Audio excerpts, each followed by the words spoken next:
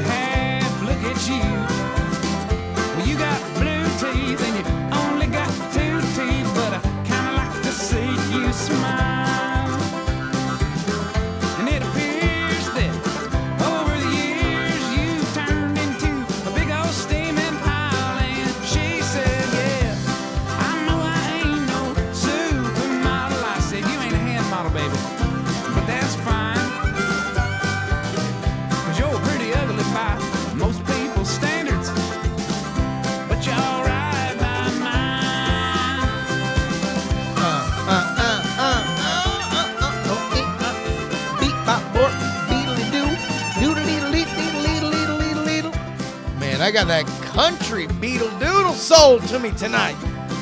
God is my witness. I will boodle deedle anybody who walks through that goddamn door. Hello, it's me.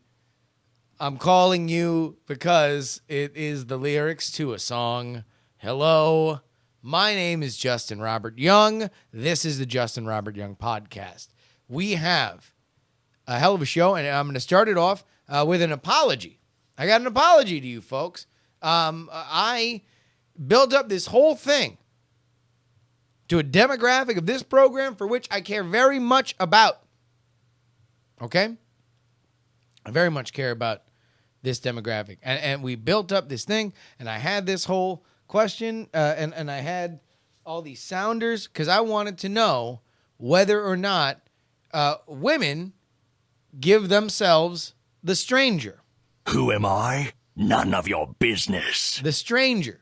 I don't know who you are. I understand it's none of my business. I'm wondering whether or not women give themselves the stranger. Stop asking questions. That's not for you to decide, okay? Like, I am a scientist of research, and I'm trying to grab some information on whether or not women numb their hands so when they masturbate, it feels like somebody else is doing it. I mean, that would be the goal, right? For that kind of sound to happen afterward. I built this whole thing up 2 weeks ago, and then I had so much email in last week's episode that I wound up bumping it to another column of my spreadsheet that I didn't even see. So I have all the emails that people sent in, women sent in, about whether or not they give themselves the stranger. We definitively answer that question tonight here on the program. We also have a little lyric breakdown, a little holiday lyric breakdown. I'm going to a startling realization that I made about myself, and I'm going to make a tender plea for your friend and mine, Frog Pants' own Scott Johnson, to unfollow Donald Trump. But before that, we're going to talk. We're going to do a little TV talk. Jessica Jones is a program on Netflix. It is in the Marvel television universe, not the Marvel cinematic universe. It is in the same part of New York City as Daredevil is set, and yet it is a very, very, very different show. Daredevil, it was about as good, in my opinion, as good as you can do a superhero origin story on television. This podcast is late because I wound up I had a Portlandia moment with Ashley, and I was like, no, one more episode of Jessica Jones. That's what we can do. I mean, I know I'll only have 15 minutes to prep for the JuRY show, but we got to watch one more. We're only 2 away from the end, and I very, very, very much like it. I don't want to do a real big breakdown on whether or not it is good, but I have very much enjoyed it thus far. I instead want to talk about something that no matter what happens in these last few episodes, which I'm going to assume will be very, story-driven or plot-driven rather, about how well this show handles toxic people, specifically manipulative toxic people. Now, the bad guy in Jessica Jones, if you are unaware, is somebody by the name of Kilgrave. Kilgrave is played by David Tennant in a casting that is so dead on. I really, really, really can't. Like, I almost want to give David Tennant less credit because he is just playing this kind of misanthropic, Arrested Development version of his version of the Doctor. His version of the Doctor, timeless, of course, like he has been around for hundreds and hundreds of years, and yet had this childlike whimsy about him. There is very much a childlike nature to his version of Kilgrave. However, it is not whimsy. No, it is on the other end petulant and angry and selfish in ways that you would associate with kids and adolescents. But what's really remarkable about it, because you very often see in dramas bad family members, right? Family members that are destructive, family members that are down on their luck, family members that are meanest to those they are closest to. What you very rarely see, and what Jessica Jones has done a really, I think, incredible job of, is painting, even in this science fiction-y kind of scenario, the portrait of somebody that is not only very manipulative and toxic and dangerous, and obviously because this is a superhero story that is dialed up to 11, it is not just somebody stealing money from your wallet and then skipping town. It is somebody killing killing your neighbors for sport to make you feel bad. But it doesn't just stay content on having Kilgrave be just destructive for destructive's sake. That is certainly one half of the story, and you very often see that in dramas. But then they take a lot of great pains to humanize him, or at least humanize him as much as you can, to make us understand that in his head, he's the hero of his own story. And not in the same way they did with Kingpin, where he's, we got to raise this city to build it back up again, which is something that's very, very commonly done in superhero stories. No, Kilgrave is somebody that is very in control of his own narrative. He knows that he's the victim. He knows that his snap judgments he makes about other people are not necessarily fair, but they might be just.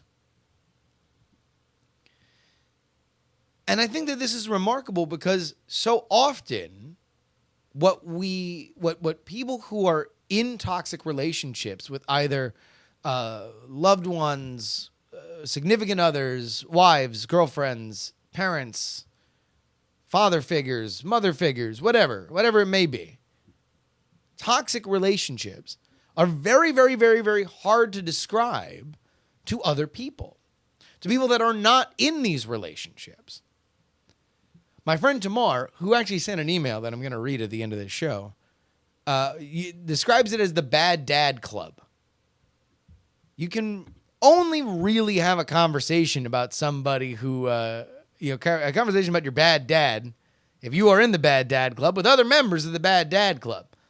Because otherwise, and it's not anybody's fault, it's just hard to have a reference point. It's hard to give yourself the context to what people are trying to talk about. So I experienced this a couple months ago. For new listeners, people who only listen to the JuRY show and don't listen to the Night Attack program, I had a situation a few months ago where my father, who I thought was dead, came back from the dead by way of a Facebook message, revealed himself to be alive this entire time that we thought he was dead, for whatever reasons. When I did this, or when I was going through this, and I was keeping in contact with my mom, I've been watching the Jessica Jones stuff, right? And the fact that Kilgrave is there, and obviously this is a monster who has the powers of mind control and can make you kill yourself in some barbaric and horrific way with a flippant turn of phrase. But the reactions from Kristen Ritter's character, Jessica Jones, have reminded me of my mom throughout this entire situation. Because I tried to react about as calmly and coolly as I can to deal with what was a very turbulent and chaotic situation. My mom initially reacted like Mike Myers had come back, or that literally any word that might be spoken between me and my father, even in the context of a Facebook message, was him getting one step closer to gaining control. Him getting one step closer to having a foothold in my heart. Him getting one step closer to turning me against my mom and putting a wedge between our relationship.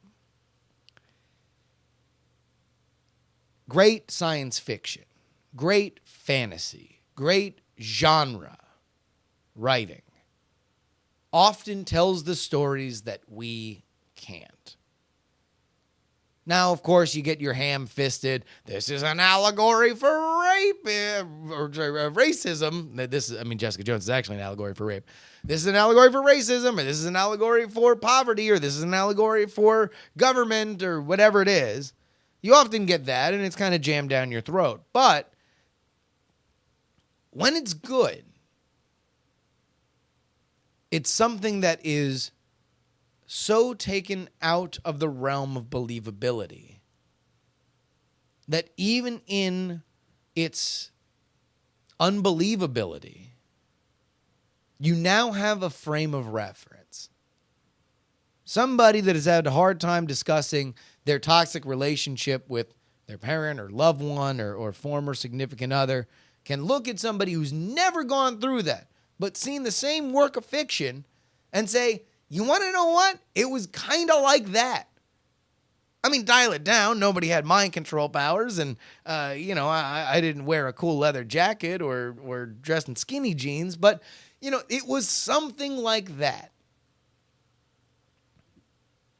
I also kind of feel like Jessica Jones is important because it gives a very strong female character that yet has kind of retained a lot of what I'm assuming to be realistically portrayed uniquely feminine experiences or really uniquely feminine relationships between Patsy and Jessica.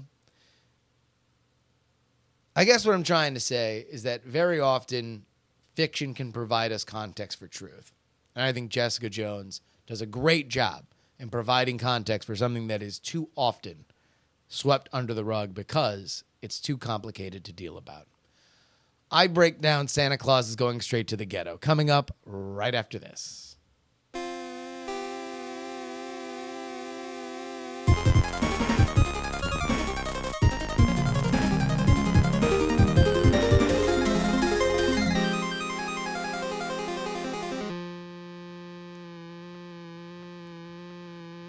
That music is from Datak. You can find him at soundcloud.com/DATAK-2 for the foreseeable future, because I really, really like this dude's music. I'm just going to play it in between our segments. So everybody go ahead and like him on SoundCloud. He's got 58 followers. I'd love to see him get a few more if you are on that platform. I love Christmas music. I think Christmas music is one of my favorite elements of the holiday. In fact, I kind of just love Christmas. Christmas is so rad to me because, and the holiday season in general, I'm not necessarily getting all Fox and Friends here about how it can only be Christmas with a capital C. But I love the holiday season because everybody, no matter what you're celebrating, can kind of get on the same page. Like, it's just everybody, and that's why I think I love Christmas music, because it is a representation of that. Like, how often do you just break out in song, aside from a birthday? Never. You never just, want to start singing with your friends randomly, or strangers, or people at a bar, right? But, like, for whatever reason, Christmas inspires singing in people. And it is just so awesome. However, that also means that there are a tremendous amount of bizarre Christmas songs. And that is yet another one of the treasures I find of this time of year. So what I want to do for the next few episodes as we lead into Christmas is I want to break down for you, the JuRY listenership, your favorite weird Christmas songs. We're going to start things off this week with James Brown's Santa Claus is Going Straight to the Ghetto. Santa Claus is Going Straight to the Ghetto. I love this song. I love the remix by Death Row, the Death Row All-Stars, for the one and only and classic Death Row Christmas album. But let's go ahead with the classic here. Santa Claus Going Straight to the Ghetto, a soul from off the album Soulful Christmas by the Godfather of Soul, James Brown. As you can see here, he is dressed very much a very, very Medea-like outfit for the Godfather of Soul. There, he's kind of got this like bizarre wide waistline. It is just a delight to see him all gussied up like that. So let's go ahead and get to it. Lyrics. Santa Claus is going straight to the ghetto. Hitch up your reindeer. You know that you are an iconic, that you have an iconic vocal tick when even in the lyrics they've got to put like they have it written. They have it written right here. Santa Claus goes straight to the ghetto. Hitch up your reindeer. And go straight to the ghetto. Santa Claus goes straight to the ghetto. Fill every stocking you find. The kids are going to love you so. Being very demanding of Santa Claus. It'd be great to see like a video of Santa Claus yelling, James Brown yelling at Santa Claus. Like you would yell at his bass player if he fucked up the bass line, right? It's just like, Santa Claus, what's up? I realized I was gonna do an impression of Santa Claus yelling, or James Brown yelling at Santa Claus, and then I'm like, there's no way this doesn't end either hacky or racist. It's like, I have two envelopes. Would you like to be a hack doing a James Brown impression, or would you like to be a racist? And then all of a sudden, the third envelope pops down from a string and says, congratulations, you're both. Leave a toy for Johnny, leave a toy for Mary, leave something pretty for Donnie, and don't forget Gary. Are we insinuating that Donnie's gay here? Question mark. Leave a toy for Johnny, a doll for Mary, something pretty for Donnie, and don't forget about Gary. I mean, I don't know. I feel like you're singling out Donnie here, James. Santa Claus, go straight to the ghetto. Santa Claus, go straight to the ghetto. Tell him James Brown sent you, and go straight to the ghetto. Now, wait a minute. Who is he telling to tell James Brown sent him? He's talking to Santa Claus, right? So, like, is James Brown trying to get credit? Like, is James Brown yelling at Santa Claus that Santa Claus should be going to the ghetto, delivering toys to the children, and then waking up the children and saying, yo, James Brown sent me? You're violating the entire tenet of Santa Claus here, James. Santa Claus is supposed to be stealthful, like a fat, obese alabaster ninja, sneaking in, leaving without a trace except for the good cheer and goodwill that he has left inside these kids' homes. He can't just go around and wake them up. I mean, imagine how terrified the kids would be. You know, if Santa Claus, and really, what are you telling them? James Brown sent me. James Brown wrote a song about it. It's right here. James Brown's telling everybody that he'd sent you. You don't need to gild the lily here, James. You know that I know what you will see, because that was once me. Hit it! You see mothers and soul brothers. Santa Claus goes straight to the ghetto. Santa Claus, oh Lord, goes straight to the ghetto. Fill every stocking you find. The kids are going to love you so. Fill every stocking you find. You know that they need you so. I'm begging you, Santa Claus. Okay, here we go. This is where the negotiation breaks down. James Brown broke into the North Pole. Ha! I got some. I see, again, I was about to cue it up, and it's just like, hack, racist. In fact, it's just, I want somebody to make a GIF. I'm going to sit right here, and I want somebody to make a GIF of like, oh, here, I'll go on this side. I want somebody like just a big sign with an arrow that just says hack racist and then points right to me. I'm begging you, Santa Claus, go straight to the ghetto. He is saying, listen, I've tried. All right, I walked in here to the North Pole. I'm James Brown. I'm living in America. Remember me? I'm just the Godfather, sold the hardest working man in show business. I came in here really throwing my weight around. Okay. I got a little full of myself. I got a little, maybe. Okay, listen, I'm a little high, Santa. I'm just, don't judge me, okay? Do you know how long it takes to get to the North Pole? I'm James Brown. Dude, I got a party. So I was a little insistent. Now, I want to let you know that I'm taking a step back. I want to put the kids first. The ghetto's first. Please, I'm begging you. Go straight to the ghetto. Like, no one's saying, the song's not called Ignore the Whites. Huh? You know, it's not called Don't Give Obese a Present This Year. No. It's not called Finally a Crackerless Christmas. It's called Just Go Straight to the Ghetto first. You know, like, they're going to love you. This isn't even just for me. I'm James Brown talking to Santa Claus. This is for you, Santa. You're going to have a great time. Everyone's going to be so happy.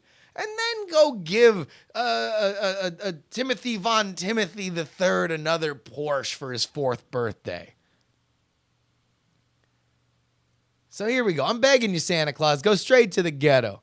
If anyone want to know, tell them Hank Ballard told you so. What the fuck? Who's Hank Ballard? Anyway, I mean, again, this is James. That's Santa Claus says, who's Hank Ballard? And James is like, again, I'm high. Okay, I just, it's your, I didn't fly commercial, so it was very, very easy. Somebody broke out an 8-ball. Next thing you know, we're making snow angels. It's the Christmas spirit. It's just a fun time. Let's go back to the lyrics. Santa Claus goes straight to the ghetto. Never thought I'd realize I'd be singing a song with water in my eyes. I'm crying, Santa. I'm crying. Look at me. This is how much the ghetto means, right? Like, I'm crying. I came up to the North Pole on a private jet, high on cocaine, and now I'm crying. Is it very, very predictable that somebody would get high on coke and then act overly emotional when talking to Santa Claus? Maybe. Okay, so sue me. I'm James Brown. I'm the hardest working man in show business. I'm high on cocaine, and I'm begging Santa Claus for a favor. Santa Claus goes straight to the ghetto. Don't leave nothing for me. I mean, so yeah, just in case you thought this was some gambit by me, James Brown, who's now high on cocaine after flying in a private plane to the North Pole, that I was trying to get some baller ass present. Not gonna happen. Okay, I'm just looking for all the boys and girls of the ghetto. I've had my chance, you see. Santa Claus goes straight to the ghetto. Santa Claus, the Soul Brothers need you so. Santa Claus, tell him James Brown sent you. Because for real, James Brown gonna need that credit. Ha!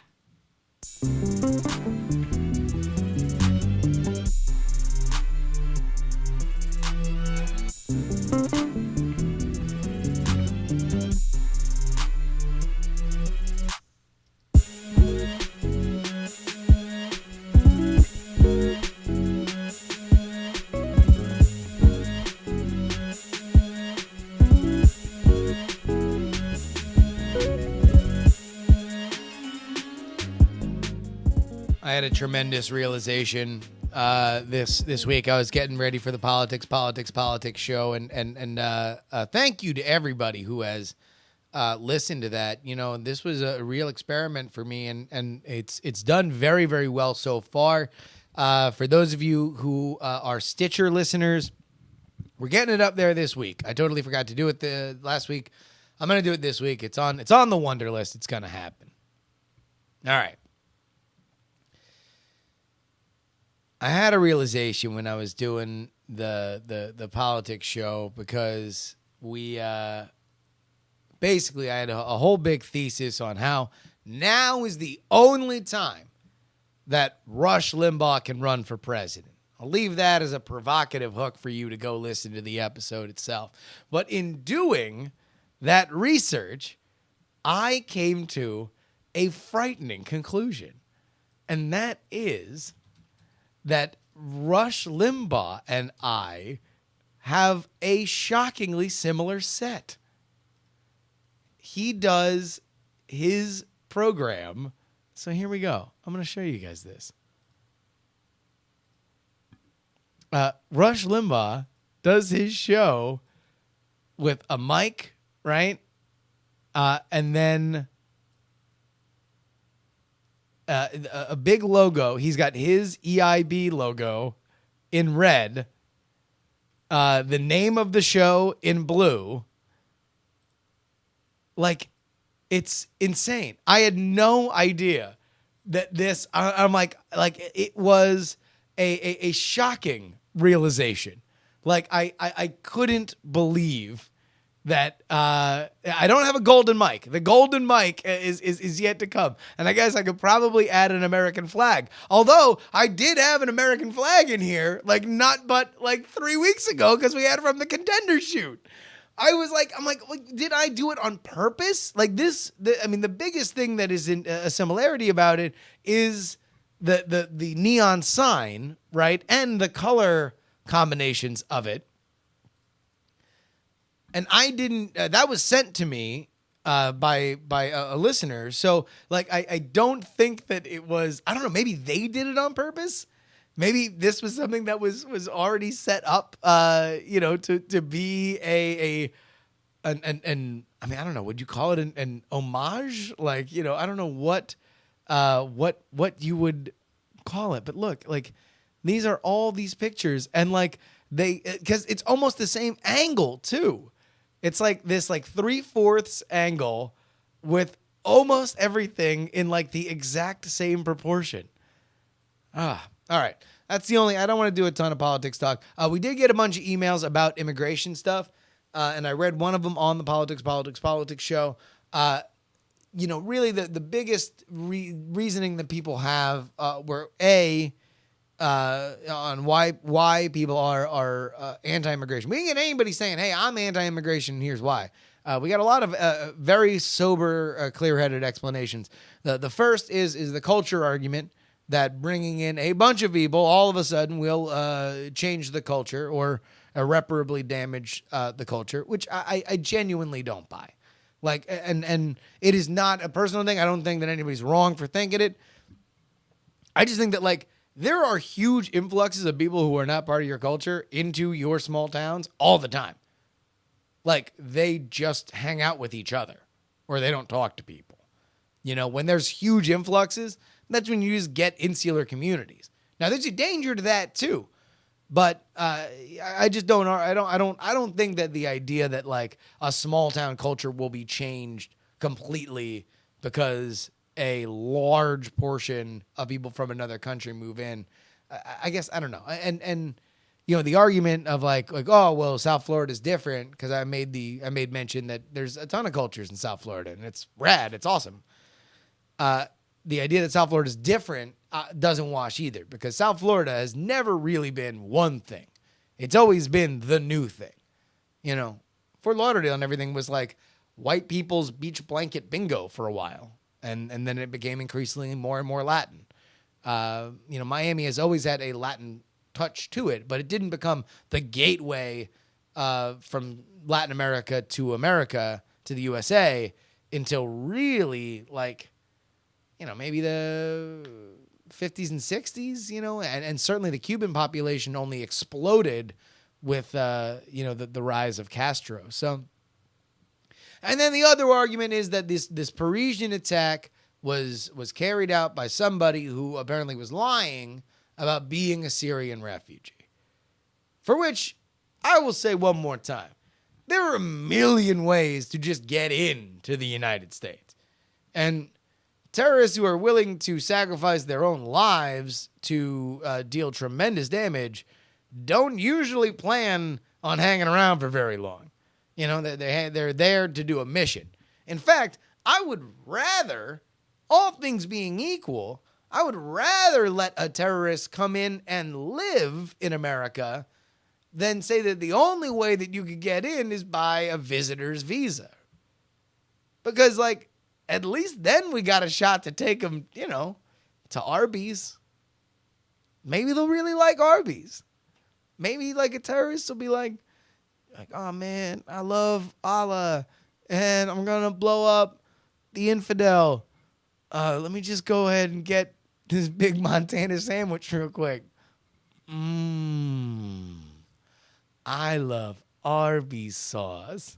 I mean, not as much as Allah. I love Allah, okay? Like, Allah is the best, man.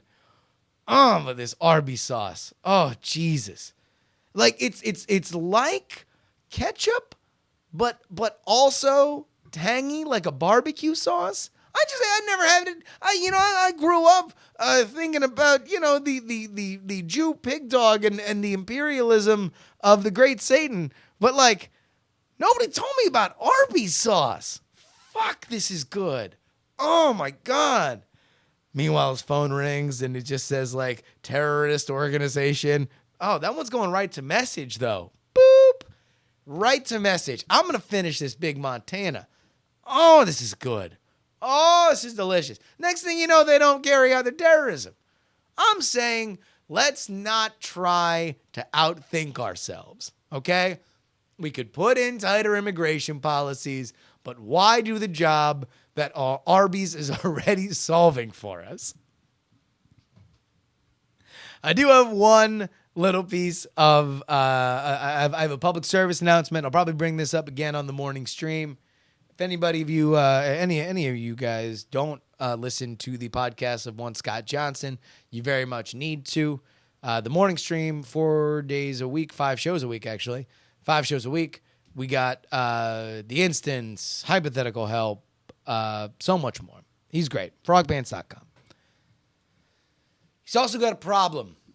And, you know, I'll talk about it on his show, but I feel like this needs to get out on my show because I feel like you guys are going to be the ones that are going to be here to help. We need Scott to unfollow Donald Trump on Twitter. Not that he can't handle it. Not that it says anything about him. It's just become a problem. It's just everything. Because here's how I knew that Scott Johnson had a problem about following Donald Trump on Twitter. I get this from Scott, at reply from Scott, that he, here, let me to make sure that I get this here right. Says Justin R. Young, help me, dude. This stuff is killing me. He then shows me a tweet from Donald Trump that is Donald Trump just quoting a man, Lee_Richter. Boy, will Andy be pissed when he sees his brother Lee wrote this. Lee wrote, Trump will make America safe again. Safe is in all caps. He will make America legal again. In all caps, legal is. He will make America great again. Trump 2016 USA. Like, I feel like everybody, I think Scott just needs to understand how common this is. If you're running for president and you've got your face on so much media and you're doing as well as Trump is doing in the polls, people are going to tweet you unsolicited praise. It's just a matter of the fact that Trump went and retweeted it. In fact, everybody right now, if you believe that Scott should unfollow Donald Trump, I need you to say Scott Johnson will make America safe again. Scott Johnson will make America legal again. Scott Johnson needs to unfollow Donald Trump. Everybody needs to tweet that to Scott Johnson right now, because that is the only solution. The only solution is to let him know that this is something we all care about. This is something that needs to happen. It is my one and only campaign promise. Scott needs to unfollow Donald Trump. We got all your emails, including a definitive answer to whether or not women give themselves the stranger, coming up right after this.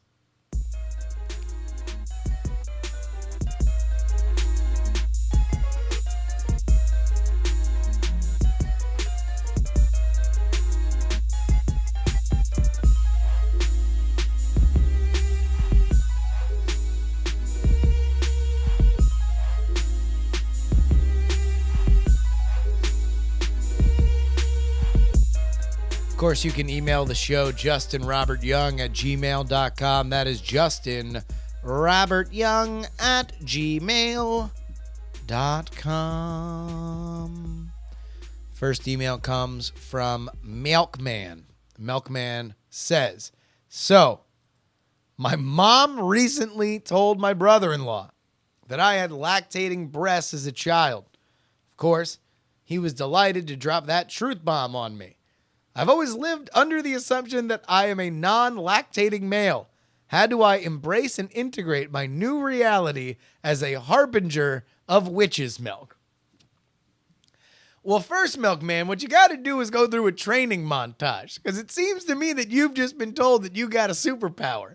So you've got to do that Spider-Man training montage where initially you're just like, oh, what am I doing? Oh, geez, oh, and you're trying to squeeze your boob and nothing's happening, or you squirt yourself in the eye, or it shoots out the window and hits a cat and makes a meow sound, something really comical like that. Then eventually you're going to get just the one first drop into a cup that you shoot across the way. And then eventually you're going to be out on patrol, and you're going to screw up, and you're about to do something well, but then you lactate on the floor and you slip on it and you fall down on your ass. But then finally, you're going to be good enough that you're squirting both your titties into two milk glasses from across the room. You're crisscrossing. You're doing double dutch. You're squirting so much milk out of your boobs that neighborhood children are jumping rope with it. It's going to be a really, really, really, really fun time. In all seriousness, I have no idea. $1 William writes, so after hearing various shit show restaurant stories on the program, I thought this would be an opportunity to ask the JuRY audience to help me test a theory. The hypothesis is this: in spite of them being the same company and largely identical, Hardee's are all shit shows, but Carl's Jr. are generally not. The idea came about because a friend of mine from California suggested once that we go to a Hardee's to eat. When I expressed shock, she said, it's just like Carl's Jr., right? This blew my mind because in my experience, Hardee's only exists to give drug dealers a place to work with the bonus of free refills on soda. Justin, I'd like to know if you've had any experience on the subject one way or another, and if any other listeners have run into this, or if Hardee's are only a shit show in Atlanta. Well, write in justinrobertyoung@gmail.com. If we uncover the $1 William paradigm, then we will be the first one to report it to you right here. I don't really have an opinion on the subject because I didn't grow up in a place where there were a lot of Carl's Jr.'s or Hardee's. In fact, really the only knowledge I have of either of those two companies are the fact that they apparently make commercials that are basically like, yo, you want to have sex with this hamburger? Because this sexy lady is about to have sex with this hamburger. That's basically every Hardee's advertisement. But I will say this, that there's a similar dichotomy in Florida, where I'm from, where they have Rallies and Checkers. Same restaurant, same exact menu, except for whatever reason, one's called Rallies, one's called Checkers. But in that case, they're both complete garbage. We also have another shit show McDonald's story. Alan writes, this would probably make a good McDonald's commercial if it weren't a tad racist and classist. Well, now we're partying. My friends and I were driving back to Wisconsin early in the morning and decided to stop at a McDonald's in a pretty sketchy area of North Minneapolis, presumably after you've all bathed yourself in the waters of Lake Minnetonka. Assuming we would just go through the drive-thru, we didn't think much of it. We pulled into the parking lot and noticed two things. First, there was a very large group of homeless people who appeared to be breaking up a fight that just ended at the entrance to the restaurant. Second, a McDonald's delivery truck in the drive-thru with a close sign on the back of it. Unsure we wanted to go in, we looked across the parking lot and saw Burger King with an open drive-thru. We then all collectively decided that only McDonald's would do. We went into the restaurant, ordered our food, noticed a slippery when wet sign over a spot of what appeared to be blood, got our food and left, enduring what was possibly a fair amount of harassment while we waited. Shit show McDonald's. Ba-da-ba-ba-ba. That's probably hepatitis. All right, the rest of these things. Let's go ahead and get to our the final research notes on our. Who am I? None of your business. Do women give themselves the mysterious stranger? These are all anonymous. First anonymous stranger writer writes about female strangers. Talking out of class here about what my wife does, but when her hand falls asleep during her enjoyment, she has to stop because she needs to feel what is happening. All right, well, there's a personal preference. That's something. So apparently, the stranger is a bug, not a feature to this woman. She's like, wait a minute. Feels like somebody else is masturbating me. No, I don't like it. I need to, I don't know, put my hand in warm water or something, or do like finger exercises, or maybe get one of those hand grips until things return to normal form. Next, anonymous female mysterious stranger writes in and says, I don't know why I'm writing in on this topic, especially because I hate it and it makes me really uncomfortable, but here we go. Thank you for your service, ma'am. I don't think girls give themselves the stranger. If you are not using tool assistance, you need at least 2 fingers and dexterity. It's pretty hindered when your hand's asleep. Pretty sure if a woman wants to feel it's like another person, a vibrator or dildo probably suffices.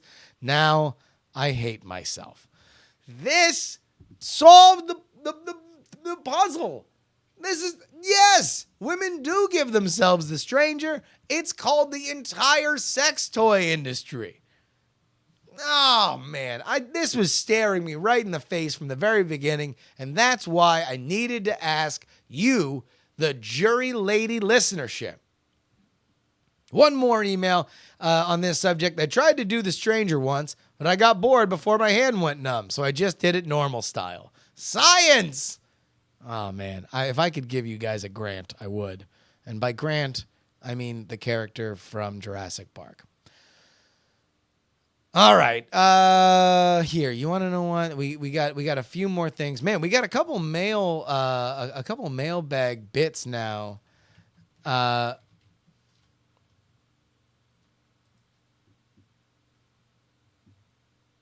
wish I would have had this thing queued up because somebody gave me an awesome X gon' give it to you. Let's see if I can find this. This is amazing. Amazing radio.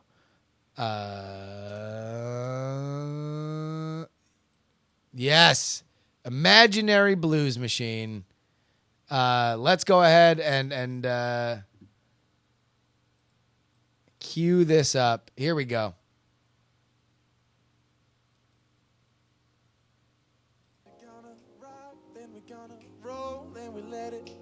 Don't let it go. X gon' give it to you. He gon' give it to you. X gon' give it to you. He gon' give it to you. First we gonna rock, then we gonna roll, then we let it pop. Don't let it go. X gon' give it to you. He gon' give it to you. X gon' give it to you is the one and only segment where you can talk about how terrible your former relationships are and how much of a sucker you are that you are still dealing with the fallout. This one comes in from Anonymous Diamond. I was in a terrible relationship with my ex. She used me and literally abused me. On one drunk night, she had too much and broke my nose. It took a lot for me to kick her out, and it wasn't a pretty situation. Since then, I found a very sweet girl who treats me great. The problem is I've never really gotten over my crazy ex, and she's recently contacted me after about a year with no contact. I know the thing to do is to tell her to go away, but I kind of want to see her again. When things were really good, they were great, but there was much more bad than good. My point is that emotions suck, and I feel bad for the original emailer on this subject. Sorry, I'm the worst at remembering names. Thanks, Cherbs. You are amazing. Glad you quit your job. You'll do better.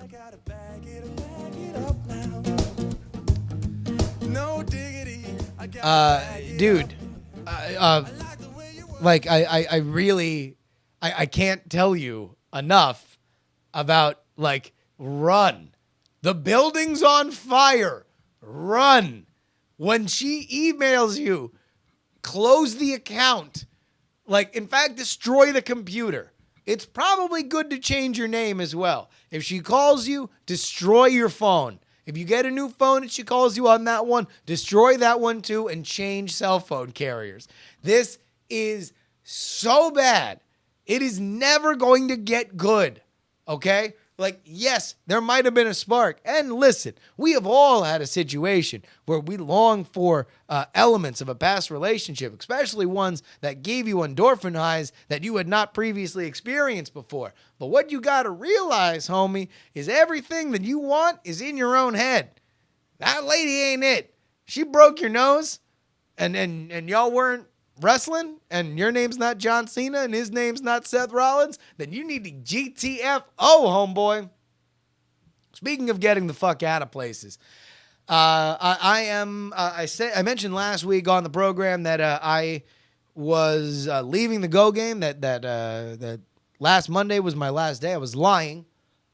That was when I was set to have my last day, but then we scheduled something on my actual last day as an employee, which is tomorrow, the 30th of November. So I talked a lot about saying goodbye. I got some really great emails about it. Here's the first. Tess writes, goodbyes are the worst. I'm a champ at ghosting, honestly. Professionally, though, they're still annoying. You're right in that you can't go home again, and in the end, you really should. When a person is making a life change, setting up that boundary is probably a good thing. I'm not saying to salt the earth and burn it down Office Space style, but it's about moving on. That's the trap that retirees get stuck in sometimes, dwelling on what's going on somewhere that they don't have control over anymore. Or that one guy who was way into his alma mater. I'm looking at you, every Hawkeyes fan right now. I get it. They're 12-0. OMG. Go back every now and then if there's something that, say hello, but don't dwell on the past. Goodbyes are best when they're about what's coming next, not what's already happened. Well, thank you very, very much, Tess. And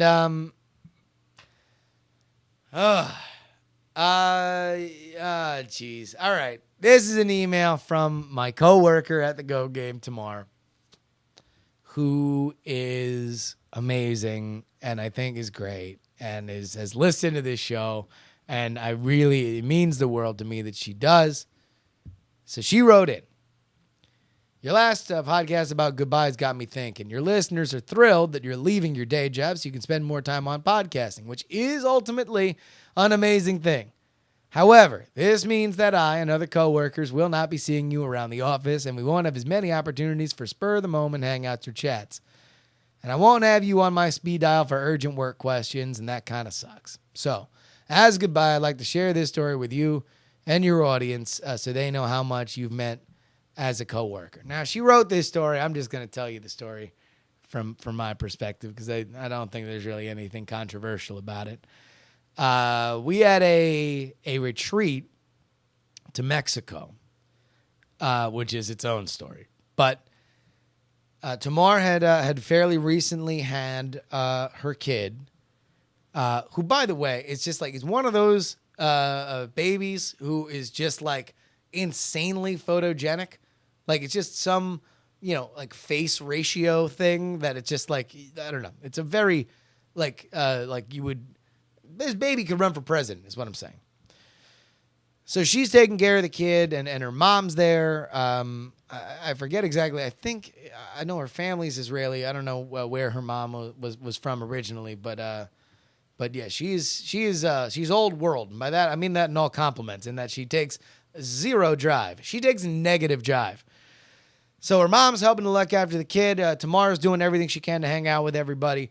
Problem is, we're in Mexico and we don't have, unless we're in places with Wi-Fi, there's really no way to communicate with people unless you were like making plans. So you'd have to like make plans to leave the hotel and then go out.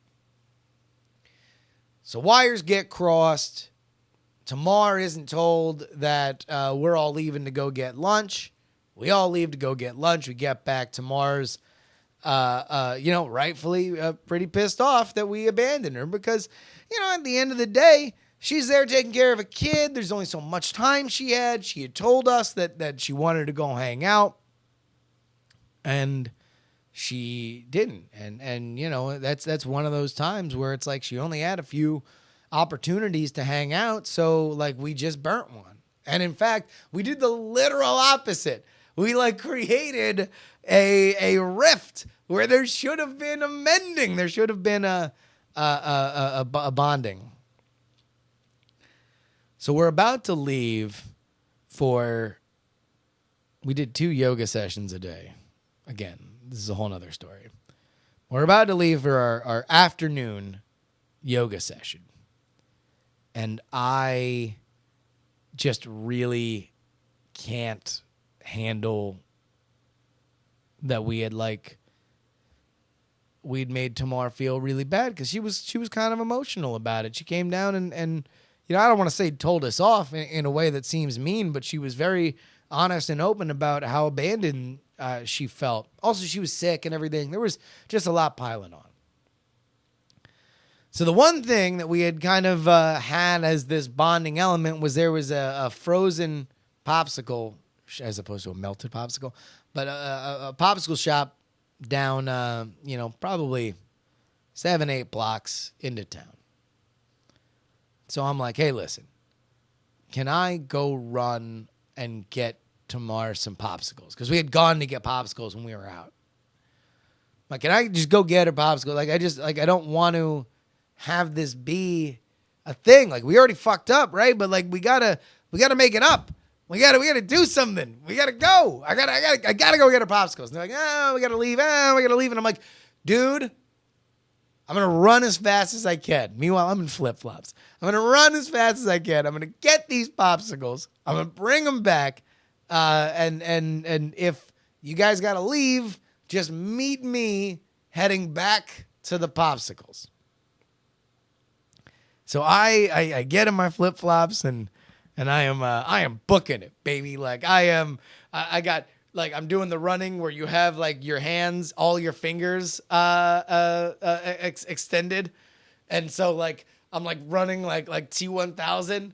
Like my hands are blades because it's better aerodynamically. I'm saying in my head. I'm in flip flops, by the way. The roads are barely paved, and I make it there, and I grab the popsicles, and also like they're vegan, so like I had to make sure that I got the no milk popsicles, and I'm like I have this moment of truth with the popsicle guy where I'm like vegan, right? No milk. No milk, no leche, no leche. And he's like, no leche, no leche. And I'm like, like, and they look the same as the milk ones. And I'm like, listen, I'm just going to have to make a call. Got to make a call. Go. Throw down whatever pesos and I book it back. And now, speaking of melted popsicles, the popsicles are melting as I'm running back. And I get there and everyone's just packing up to go up the hill to this yoga thing. And I get to Tamar's room with her mom and the baby, and I knock on the door, and I'm like, hey, listen, man, like, I'm sorry. That was bullshit, and I just wanted you to at least have this one element so we can all talk about the popsicles later. Here are your popsicles. I'm sorry. So that's the story. I now go back to Tamar's email. The gesture stuck with me ever since. It made me feel so much better. That was bonding, and that was friendship. So while it's time for you to say goodbye to the Go Game, I know we'll stay in touch. I thought it was the perfect opportunity to remind you of that moment and share it with your listeners. I hope your audience appreciates who they have working extra hard for them now that you've said your goodbye from the day job. I love the podcast, and I love the opportunities you're creating for myself. It's time to become a Patreon. Listen, ever the business minded. Thank you for working in the Patreon plug at the end of that email. I am very, very, very excited that I got through that without crying. That was very, very heartfelt, and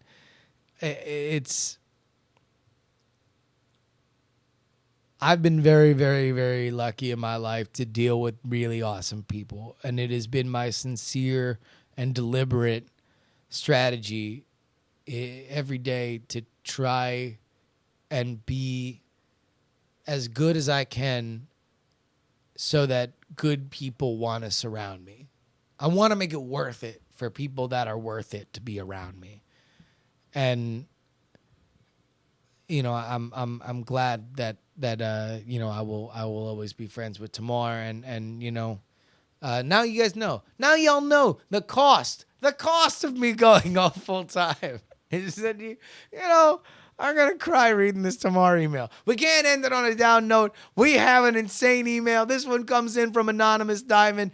He writes, today, I was sitting at Thanksgiving dinner with my wife's family. Her sister and I are always exchanging looks when nobody is watching. She's gay and recently married.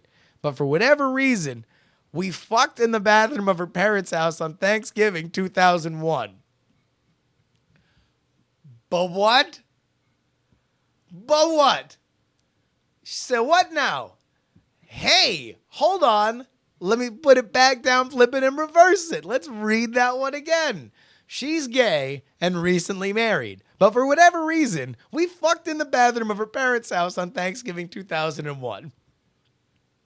Okay, so real quick, let's break down this email for a hot second. You had sex with your wife's sister, who may or may not have been out gay at the time, on Thanksgiving 2001, which is a funny way of saying within 2 months of 9/11. Like, it's like, oh, wait. So the first time we all saw family in the wake of the attacks on our country on 9/11, I fucked my gay wife's sister. Or sister's gay wife's gay sister. There we go. I won't go into the details, but after we both had a few too many drinks, she followed me into the bathroom, unzipped my pants, blew me, and then I bent her over the bathroom sink.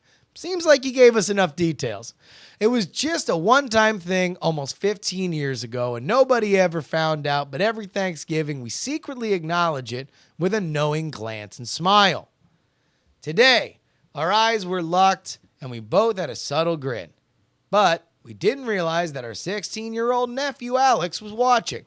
Alex approached me after dinner and said, "Esteemed uncle, what's with you and Aunt Cindy?" I replied, "Nothing. What do you mean?" He said, "I observed the fashion in which you were gazing upon one another. You players do that every year. You tapped her, right?" What bizarre version of like Sherlock Holmes and an extra on the wire is this nephew, Alex? "Esteemed uncle, what's with you and Aunt Cindy? I observe the fashion in which you were gazing upon one another. You players do that every year. You tapped her, right?" What the fuck? This is amazing. There's nothing about this email that is not the best thing on the planet. I was gobsmacked that my 16-year-old nephew was grilling me on this. "No, Alex," I said. "She's gay and we're both married. Stop this malarkey." Like, does Aaron Sorkin write your family's dialogue? What is with all the 16-point words? I could tell he didn't believe me. Later in the day, we were all lounging and watching football. Alex kept looking back and forth between me and my wife's sister while quickly hitting his hand with his fist as if to say, "Bang, bang, bang, bang, bang, bang, bang." I casually grabbed my phone and texted him, "Cut the shit, Alex." He stopped. But as we were leaving and saying goodbye to everyone, he came up to me and said, "See you at Christmas. I hope you get me something really good this year." Again, doing the bang, bang, bang, bang, bang with his fist. So I'm being blackmailed by my smart-ass 16-year-old nephew. Seriously afraid this fucking kid is going to open his mouth to his parents or somebody else in the family. What do I do? Number one, write in with these stories all the time, because this email was amazing. Number two, tell your nearest podcaster, which you've already done. Congratulations, we're halfway home. Number three, okay, let's set down a little base coat of paint. All right. Let's assume that whatever happened inside that bathroom was a flash of trauma, a traumatic sexual energy, let's say. And then who knows what the hell was going on in one or both of your lives. But if you are happy with your wife and you are excited to continue your relationship, which I'm presuming, because you've not said otherwise, is happy and healthy, then what happened between you and Aunt Cindy is just what happened back in the wake of 9/11. Listen, we were canceling baseball games and, everybody had a concert. A lot of crazy shit was happening back then. You are, sir, a terrible, terrible liar if you are getting shook by this. Because this is an unbelievable thing. If somebody came up and said, "Hey, I think that Uncle Bleep and Aunt Cindy fucked one time in a bathroom 15 years ago," it would be dismissed out of hand by everybody in your family. Because it's a crazy thing. In fact, I'm only believing it because you told me for a fact that it's true. So when it comes to this little snot-nosed brat, you should stop fucking acting like you actually got some shit to hide. The next time he does the bang, bang, bang, bang, bang thing, do the bang, bang, bang, bang, bang thing right back to him. Do not let him squeeze blackmail juice out of you. He is doing that very effectively right now. Unless, of course, you're not quite as subtle as you might think.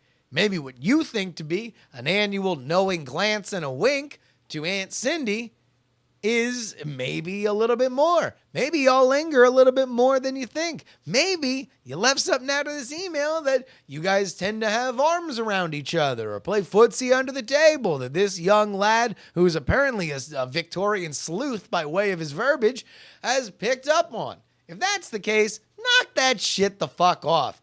Otherwise, just go ahead and call his bluff. Say yes, no. Tell everybody in your family that you believe because I look at your aunt that we have had sex together. Because that, sir, is a very large leap. Although, maybe down the road you can say, hey, I'm really glad that you became a private investigator because as it turned out, you totally cracked that case, Veronica Mars. Of course, ladies and gentlemen, you can go ahead and write in to the show. JustinRobertYoung@gmail.com. Follow me on Twitter, Justin R. Young. You can go ahead and buy The Contender. TheContender.us presidential party pack available right now. You get the base deck as well as over 60 custom pins. Well, ladies and gentlemen, if you find yourself explaining the ample foibles of the human condition by way of genre fiction, if you find yourself pleading with Santa Claus to go straight to the ghetto, if you realize that you have decorated your home set to look exactly like Rush Limbaugh's, if you find out that you have become corrupted by your following of Donald Trump, then ladies and gentlemen, my name is Justin Robert Young, and I ask you, friends, to please don't die. Do you like the way you're dressed up? Do you like how your hair gets cut? Do you like when your friends fuck up? Don't you think you have had enough?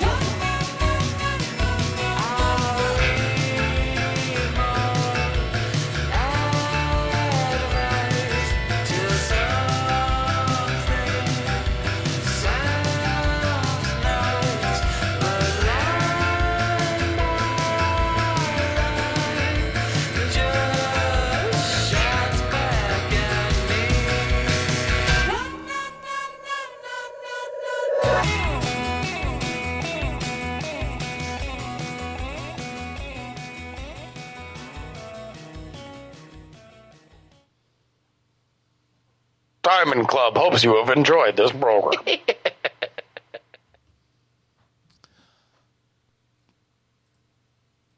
Bye, YouTube.